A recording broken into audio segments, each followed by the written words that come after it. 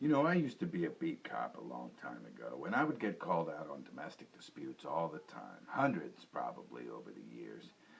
There was this one guy, this one piece of shit I will never forget. Gordy. He looked like Bo Svensson. You remember him? Walking tall? You don't remember. Anyway, big boy, 270, 280.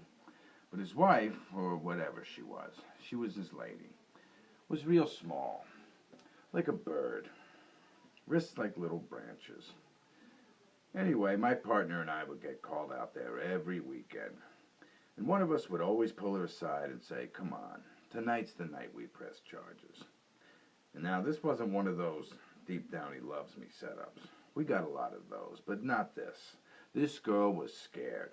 She wasn't going to cross him, no way, no how.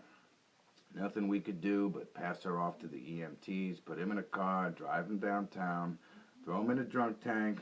He sleeps it off. Next morning, out he goes, back home. But one night, my partner's out sick, and it's just me. And the call comes in. And it's the usual crap. Broke her nose in the shower kind of thing. But this one night, we're driving into town, and this sideways asshole is in my back seat humming Danny Boy. And it just rubbed me wrong. So instead of left, I go right, out into nowhere. And I kneel him down, and I put my revolver in his mouth. And I told him, this is it. This is how it ends. And he's crying, going to the bathroom all over himself, swearing to God he's going to leave her alone. Screaming, as much as you can, with a gun in your mouth. So I told him to be quiet, because I needed to think about what I was going to do here. And of course he got quiet. Goes still. Then real quiet. Like a dog waiting for dinner scraps.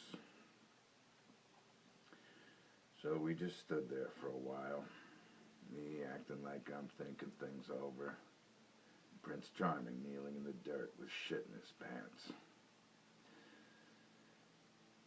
After a few minutes, I took the gun out of his mouth, and I say, "So help me, if you ever touch her again, I will such and such and such and such and blah, blah, blah, blah, blah." Just a warning, of course. Just trying to do the right thing. But 2 weeks later, he killed her. Of course. Caved her head in with the base of a Waring blender. We got there. There was so much blood you could taste the metal. Moral of the story is, I chose a half measure when I should have gone all the way. I'll never make that mistake again.